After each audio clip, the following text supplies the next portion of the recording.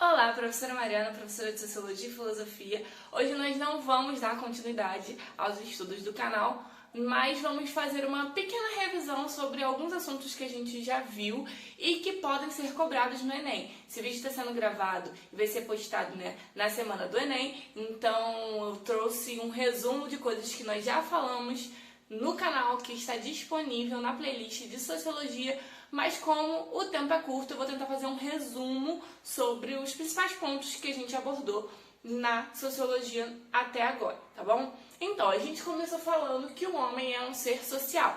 Então, diferente dos demais animais, o homem ele pode se relacionar através da sociabilidade. Então, a gente tem características próprias, como o raciocínio, que faz com que a gente possa pensar, refletir e agir sobre as nossas demandas. A nossa vivência em grupo, a gente precisa do outro, a convivência em grupo é uma necessidade, a gente viu isso lá nas primeiras aulas, e que não é possível viver sozinho, por mais que a gente queira, e hoje talvez seja até fácil esse discurso, a gente tem o YouTube aí para ensinar a gente a fazer qualquer coisa, o que você quer, você coloca tutorial no YouTube e você acha, mas se a gente crescer num ambiente sozinho, sem um adulto, por exemplo, um bebê, uma criança, ele precisa aí da amamentação como sua primeira fonte de alimentação. Então, como esse bebê vai sobreviver sozinho? Então, pensando assim, o ser humano é um ser humano que necessita dessa vivência em grupo, de viver com outro para viver melhor, até porque nós não somos tão privilegiados, pela natureza, se a gente colocar em comparativo aí com outros animais ou até mesmo o vírus. Esse vídeo está sendo gravado em 2021, mas em 2020 a gente passou aí por uma pandemia e ainda estamos passando, causada por um vírus, e aí precisamos o quê? De uma mobilização da sociedade para erradicar esse vírus. Então, assim, o ser humano nesse sentido ele não é tão privilegiado. Então, por isso que ele precisa estar vivendo em grupo para melhor viver e achar maneiras de combater coisas externas que possam prejudicar a sua sobrevivência. E aí, passando aí mais para os períodos históricos, a gente vai ter aí a era do feudalismo, então entre o século V e o século XV, e aí onde a gente tem um modo de produção feudal. Então é um momento importante porque a sociologia vai estar tentando entender como que a sociedade se dava naquele momento. Então a sociedade estava dividida aí nos feudos a gente tinha a presença do clero, a gente tinha a presença aí dos senhores feudais que comandavam esse feudo e dos servos. Só que em determinado momento, esses servos não estavam mais satisfeitos com os impostos que eram cobrados, foi se gerando revoltas sociais e aí a gente tem aí a dissolução desse modo de vida que passa ao modo seguinte, que é o Estado moderno, que vai começar ali mais ou menos no século XIV. E aí o que vai ter de diferente do modo social de vida do feudalismo para o modo do Estado moderno? No Estado moderno a gente tem a centralização dos poderes, enquanto que no feudalismo a gente tinha vários feudos, e cada feudo vivia sob sua ordem. No Estado moderno a gente vai ter aí uma divisão de um território comum, um idioma oficial, uma língua comum, Então a gente vai ter a centralização desse poder na mão de um rei que vai ser, o monarca ali absoluto. Então a gente tem aí também o absolutismo surgindo no Estado moderno, e também o capitalismo mercantil. E aí, falando de capitalismo, o que a gente lembra? Revolução Industrial. Então, o próximo momento histórico que vem, depois do Estado moderno, que a gente pode destacar aqui, que é muito importante e muito recorrente nos vestibulares, é a Revolução Industrial, que vai acontecer no século XVIII e que vai levar aí, a industrialização, ao desenvolvimento. Agora, o que antes era feito artesanalmente, manualmente, agora é feito em larga escala, com uma grande produção, através aí do maquinário, e esse modo de produção vai gerar um novo sistema econômico, o capitalismo, que vai ditar a regra da sociedade. Então agora você tem a presença aí de um relógio, você tem agora tanto tempo para descansar, tanto tempo para trabalhar, você tem aí também a presença do trabalho assalariado, então os modos de relação sociais, né, os modos de produção vão, de certa forma, aí, se misturar e se modificar, né? E aí a sociologia vai estar atenta a isso para tentar entender por que quando se muda o modo de produção, muda e impacta essa sociedade e essa sociedade passa a ser diferente. E aí a gente tem, né, após esse advento da Revolução Industrial,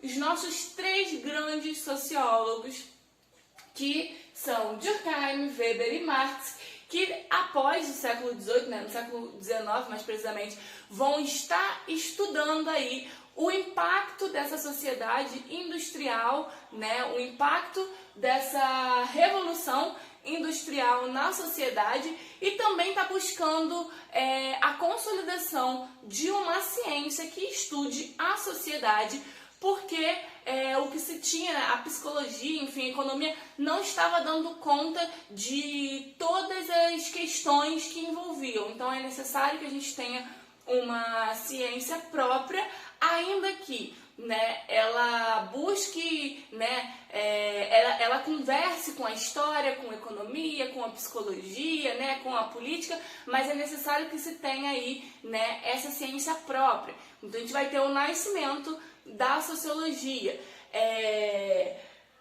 Para só rapidamente lembrar os pontos principais de cada um e que geralmente costumam aparecer. Durkheim ele vai falar sobre o fato social, né? O fato social tem 3 características principais. Ele é geral, porque ele é para todos. Ele é externo, porque independe das nossas vontades individuais. E ele é coercitivo, que ele pode gerar algum tipo de coerção caso você não faça, né? Então, esses fatos sociais seriam a maneira de se relacionar, de se vestir, de falar, como que a gente se porta nos diferentes lugares, né? Então, cada lugar vai exigir uma coisa muito própria, né? Uma vestimenta, um modo de falar, e aí se talvez a gente não fale daquela forma ou não se vista daquela maneira, vai vir aí a coerção, né? E aí a gente tem Weber. Weber ele vai estar falando, né, muito da questão da racionalização, ele vai estar entendendo aí esse processo de racionalização, pensando nos tipos ideais, então ele vai estar categorizando e através dessa categorização ele vai trazer aí a ação social. A ação social seria o modo com que a gente se relaciona em sociedade, mas sempre pensando no outro, né? A gente não se relaciona, por exemplo, se a gente vai dar um abraço, a gente dá aquele abraço pensando que o outro vai receber. Então, a nossa ação é afetada também pelo outro. Então, ele dá os tipos de ação social, ação afetiva, ação social tradicional, ação social racional com relação a valores e ação social racional com relação a fins. A gente também falou aqui no canal sobre a Ética Protestante e o Espírito Capitalista, que é um livro de Max Weber, onde ele analisa como que essa ética protestante foi fundamental e importante para a consolidação do capitalismo e como que nos países de ordem protestante esse sistema vigorou com mais facilidade. E aí eu recomendo que você assista porque é um resumão, não dá para tratar de tudo aqui. E a gente tem Marx que vai estar analisando aí essa sociedade pós-revolução industrial, como que essa sociedade agora ela está dividida em classes sociais, onde a gente vai ter a burguesia e o proletariado sendo as 2 principais classes, né? E aí como que a gente consegue enxergar desigualdade entre essas 2 classes, porque uma detém os meios de produção, a matéria-prima, né, o maquinário, e a outra detém apenas a sua força de trabalho e precisa vender. E essa venda dessa força acaba gerando uma mais-valia, né, que Marx vai entender como a exploração do trabalho aí desse proletariado.